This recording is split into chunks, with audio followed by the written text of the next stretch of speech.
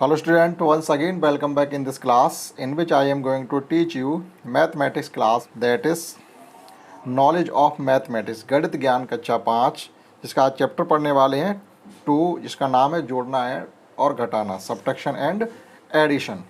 और ये कार पुस्तिका है। आप क्लास 5 के स्टूडेंट हैं तो आपको एडिशन सब्ट्रैक्शन लगभग आता ही होगा। तो देखिएगा इसमें कुछ क्वेश्चन दिए गए, वो कैसे करने हैं। ये एडिशन क्वेश्चन है। यहाँ पर एक क्वेश्चन को उन्होंने देखो यहाँ ये लिखा हुआ है, इसका क्या मतलब होता है। ये ई दा से हा और दा हा और लाइन का क्या मतलब होता है वो समझ लीजिएगा।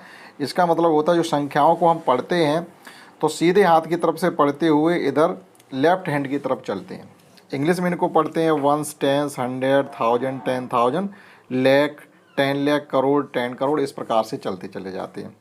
और हिंदी में जो हम पढ़ते हैं तो ये हिंदी का गणित है, इसलिए इसमें ये लिखा हुआ है इकाई, दहाई, सैकड़ा, हज़ार, 10,000, लाख, 10 लाख, करोड़, 10 करोड़। जैसे इसमें देखो यहाँ लिखा हुआ 10 लाख, लाख के बाद 10 आता है, हज़ार के बाद 10,000 आता है, लाख के बाद 10 लाख आता है।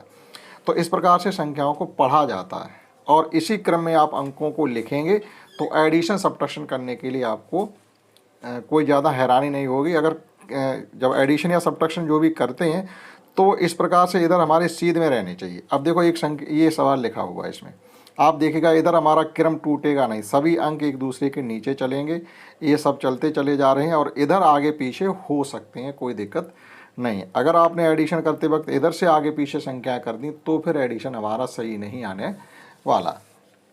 तो देखिएगा एक सवाल इसमें ये किया गया है कि इस क्रम में सबको लिख करके ये समझ लिया आपने, इकाई, दहाई, सैकड़ा, हज़ार, 10,000, लाख। तो अगर आप संख्या को पढ़ना चाहते हैं तो देखो लाख के नीचे 5 तो आप इसे 5 लाख पढ़ दीजिएगा और ये 10,000 के नीचे 4 है, लेकिन इनको हमें 2 अंक इकट्ठे करके पढ़ना पड़ेगा, ये ध्यान रखेंगे। 2 अंक तो लाख, 5,47,803, ये पढ़ने का तरीका। तो ये एडिशन किया गया और ये एडिशन हमने कर दिया। इस प्रकार से एडिशन आपको करना आता होगा तो इस पर हम ज़्यादा समय नहीं लेंगे। ये संख्याओं को हमने एडिशन कर दिए हैं, आप ये देख सकते हैं। अगर आपको नहीं आते तो आप नोट कर लें। और ये भी हमने कर दिया, तो जो पढ़ाने लायक होंगे वो हम आपको करा रहे हैं। अगला देखते हैं अगले पेज पर कौन सा क्वेश्चन है। और नेक्स्ट पेज पे क्वेश्चन आपको दिया गया लेकिन लिखना है। अब देखो किस तरीके से लिखना है, उन्होंने इतनी जगह दे दी है कि इकाई, दहाई, सैकड़ा, हज़ार, 10,000, लाख, 10 लाख की जगह दे दी और ये 4 संख्याएं दी गई हैं, 1, 2, 3, 4। एक सवाल आपके लिए उन्होंने किया है, पहले आप इसको समझिएगा। तो हम इधर से लिखना शुरू करेंगे। जैसे ये संख्या हमें लिखनी है तब यहाँ से लिखेंगे 2, फिर लिखेंगे 5, फिर लिखेंगे 2, फिर 4, 1, 4। इस उधर से लिखते हुए आप इधर को आएँ तो कोई गलती होने, अगर आपने यहाँ से लिखना शुरू कर दिया तो हो सकता है आपके अंक आगे पीछे हो जाए। अब देखिएगा इसमें क्या थे, ये संख्या हमारी 3, 3, 6 और 7 अंक की है, तो यहाँ 7 डिजिट पूरे हैं, लेकिन इसी संख्या हमारी 6 अंक की है। तो देखो इधर से 6 अंक कंप्लीट हमने यहाँ तक किए। आगे इस जगह को कवर करने के लिए इन्होंने 0 बढ़ा दिया। कोई ज़रूरी नहीं आप 0 नहीं बढ़ाइएगा तब भी कोई दिक्कत नहीं है। होता क्या, जगह कवर हो जाती तो कन्फ्यूज होने का कोई चांस नहीं रहता। अब ये सबको एडिशन करके यहाँ पर रखा गया। तो ये क्वेश्चन किया गया, दूसरा समझिएगा। अब नेक्स्ट क्वेश्चन ये है, यहाँ पर हमने संख्याएं लिख रखी हैं।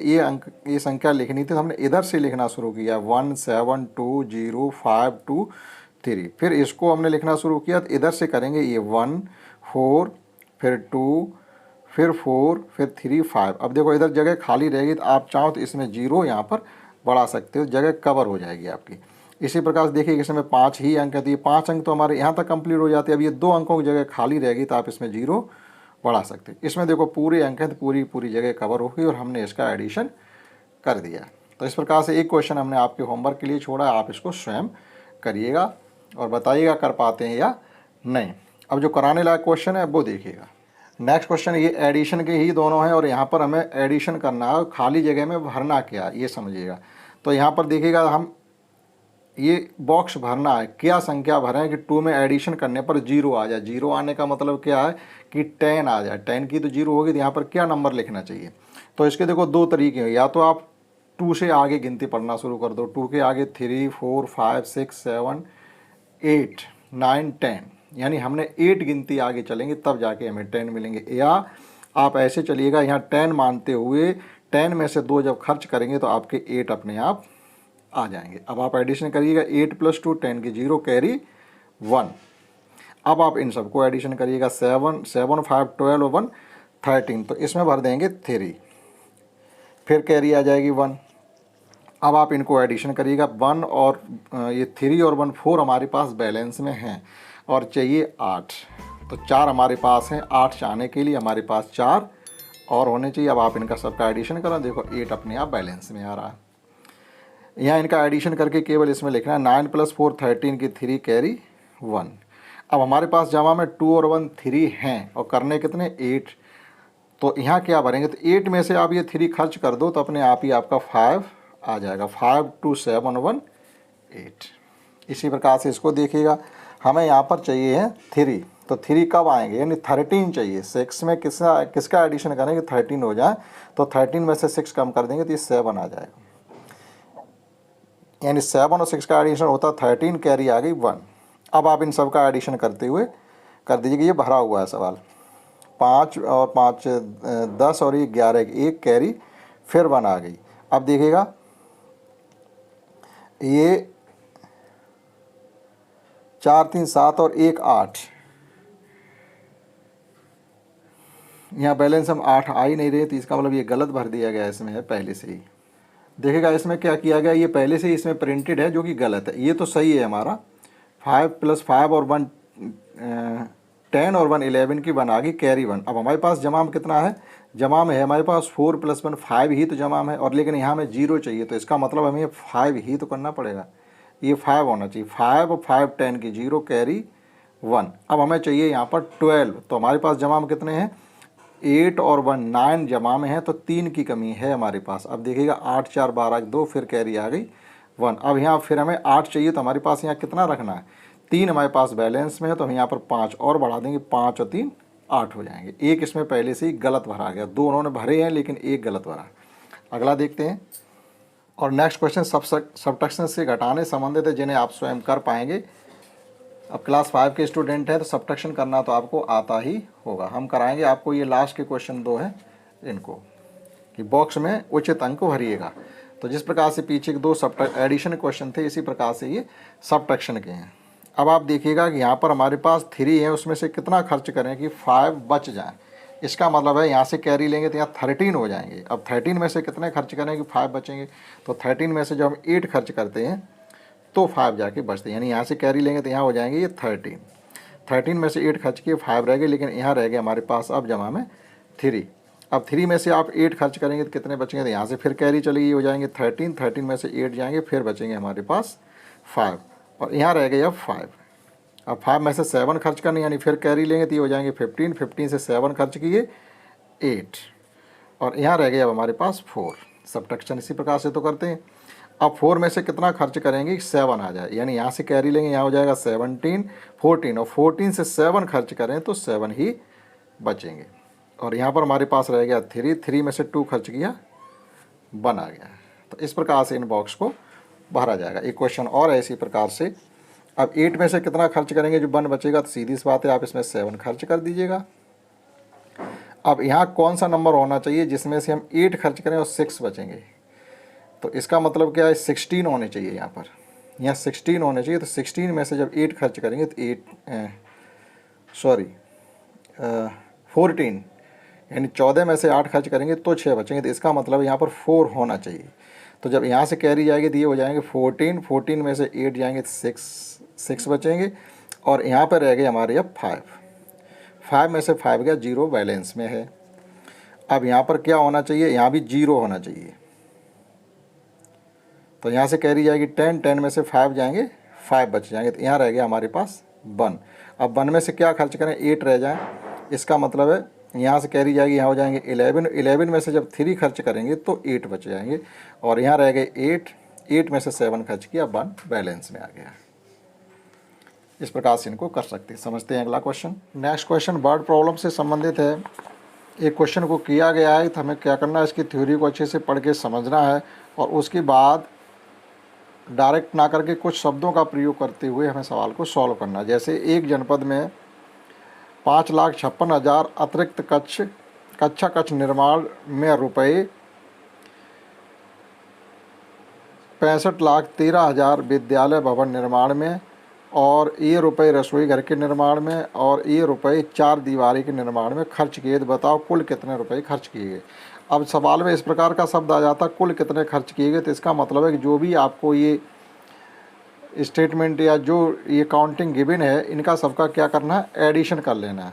ये रुपए अतिरिक्त कच्चा कच्छ के निर्माण स्कूलों में आपने देखा होगा एक्स्ट्रा क्लास बने होते हैं, इसमें लिखा हुआ अतिरिक्त कक्ष, उसके निर्माण के लिए इतने पैसे आए हुए हैं। और विद्यालय भवन निर्माण के लिए इतने पैसे आए हुए हैं। और रसोई घर जो किचन सेट बनती है उसके लिए ये इतने रुपए आए हुए। तो 3 जगह पर पैसे खर्च करने हैं, 4 जगह पर। यहाँ पर ये चार दीवारी का और ये रसोई घर के, इन सब का क्या करेंगे हम, एडिशन करेंगे। और करेंगे कैसे, तो लिखेंगे अतिरिक्त कच्चा कक्ष के निर्माण में खर्चा इस प्रकार से, विद्यालय भवन निर्माण में खर्चा यहाँ लिखेंगे, रसोई घर निर्माण में खर्चा यहाँ लिखेंगे और चार दीवारी निर्माण में खर्चा यहाँ लिखेंगे। अब करना क्या, आप इन सब का एडिशन करके यहाँ पे भी डायरेक्ट बता सकते हैं या इस प्रकार से एडिशन करके बता सकते हैं। यानी सब खर्चा का जोड़ कर के कुल जो खर्चा हुआ जा कर के वो हमारा 97,93,677 रुपये खर्च हुए हैं। तो इस प्रकार से जो ये इबारती टाइप के प्रश्न बोले जाते हैं, वर्ड प्रॉब्लम रिलेटेड क्वेश्चन होते हैं, वो सॉल्व किए जाते हैं। तो ये एक तो किया गया था। देखते हैं इसमें सेकंड क्वेश्चन क्या है। सेकंड क्वेश्चन इस प्रकार से, एक जनपद की कुल आबादी इस प्रकार से है, किसी डिस्ट्रिक्ट में ये आबादी दी गई है। तो पहली तो काउंटिंग पढ़नी आनी चाहिए हमको। ये 100 का प्लेस होता है, यानी ये 100 का बोला जाता है, और ये 1000 का, और ये होता है लाख का। यानी 34,59,735 उस पूरे डिस्ट्रिक्ट में की आबादी है, जिसमें से पुरुषों की जनसंख्या, आबादी का मतलब होता है पुरुष, महिलाएं और बच्चे, 3 लोगों से मिलकर ये जनसंख्या बनती है। तो इसमें ये टोटल है, इसमें पुरुष हैं, महिलाएं हैं और बच्चे भी होंगे। लेकिन अब उसमें आगे इन्होंने कहा कि पुरुषों की जनसंख्या इसमें इतनी है 18,45,668। तो ये उसमें पुरुष हैं। तो ये पूछा जा रहा फिर महिलाएं कितनी हैं। तो हम क्या करेंगे, कुल आबादी इस प्रकार से लिखेंगे, पुरुषों की जनसंख्या इस प्रकार से लिखेंगे, डिजिट के नीचे डिजिट लिखें। पहले आप ये देख लीजिएगा, यहाँ पर 3 2 5 2 7 डिजिट यहाँ पर भी और 7 ही डिजिट यहाँ पर भी है। तो प्रत्येक अंक के नीचे इस प्रकार से आ जाएगा, जिससे हमें एडिशन और सब्ट्रैक्शन करने में कोई हैरानी नहीं होती या परेशानी नहीं होती। तो हम क्या करेंगे, इस प्रकार से हमने लिख लिया कुल आबादी और पुरुषों की जनसंख्या इसमें इस प्रकार से है। तो कुल आबादी में से पुरुषों की जनसंख्या जो हम माइनस कर देंगे या घटा देंगे, तो जो बची हुई जनसंख्या होगी वो महिलाओं की जनसंख्या होगी। तो इस प्रकार से लिख करके ये माइनस साइन लगा हुआ हमने सब्ट्रैक्ट कर दिया है, आप नोट कर सकते हैं। समझते हैं अगला क्वेश्चन।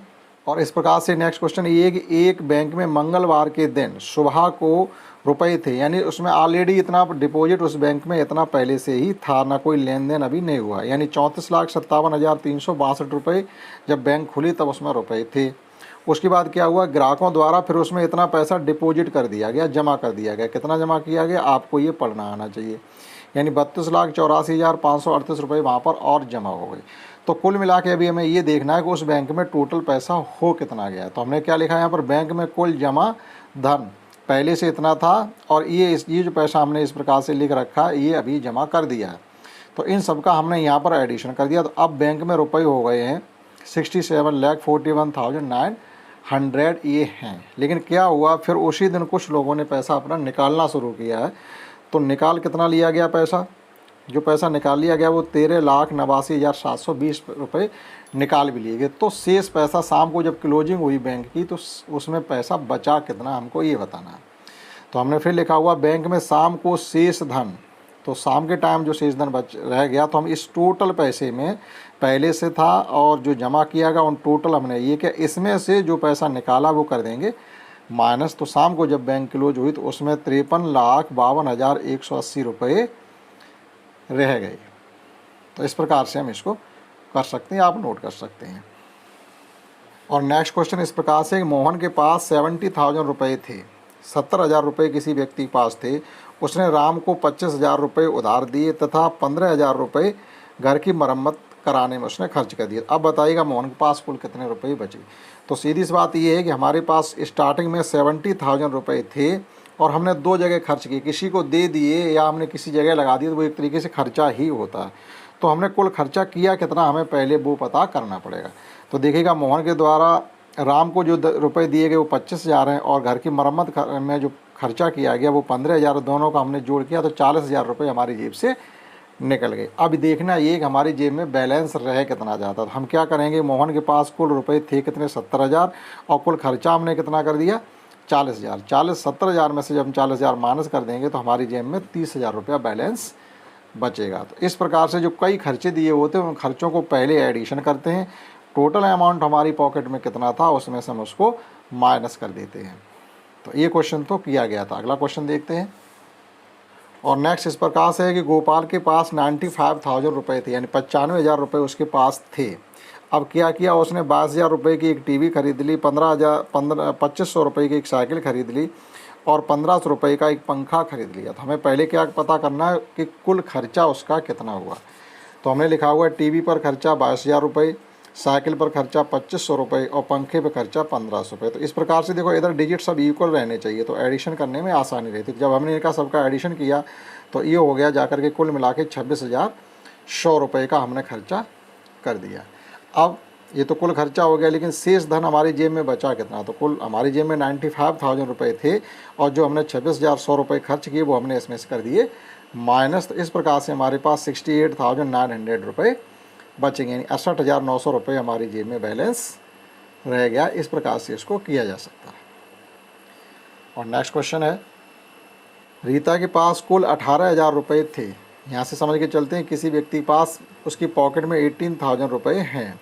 अब उसने क्या किया, उसने बेटी रेखा को 1,200 रुपये पौधे लगाने के लिए दे दिए और बेटे राजू को 1,560 रुपये पुस्तकों के लिए दे दिए और अपने फ्रेंड को उसने 9,500 9,500 रुपये गाय खरीदने के लिए दे दी। यानी उसने कुल अपनी जेब से जो खर्चा किया वो 3 जगह किया। एक अपने लड़के को कुछ पैसे दिए, कुछ पैसे अपने बेटी को दिए हैं और कुछ पैसे अपने फ्रेंड को दिए। तो ये एक तरीके से हमारी जेब से खर्चा हुआ। तो हम क्या लिखेंगे, हमने रेखा को दिए इतने हैं 1,200, राजू को दिए 1,560 और मित्र को दिए 9,500। तो कुल खर्च हमने कितना कर दिया, वो एडिशन जब किया तो ये निकला जाकर के 12,260 रुपये। अब रीता के पास शेष धन बचा कितना, जो उसकी जेब में कितना था 18,000 रुपये। 18,000 रुपये में से हम 12,260 रुपये को कर देंगे माइनस, तो हमारी जेब में जाके पैसा बचेगा जाकर के 5,740 रुपये। ये कर दिया हमने यहाँ से माइनस।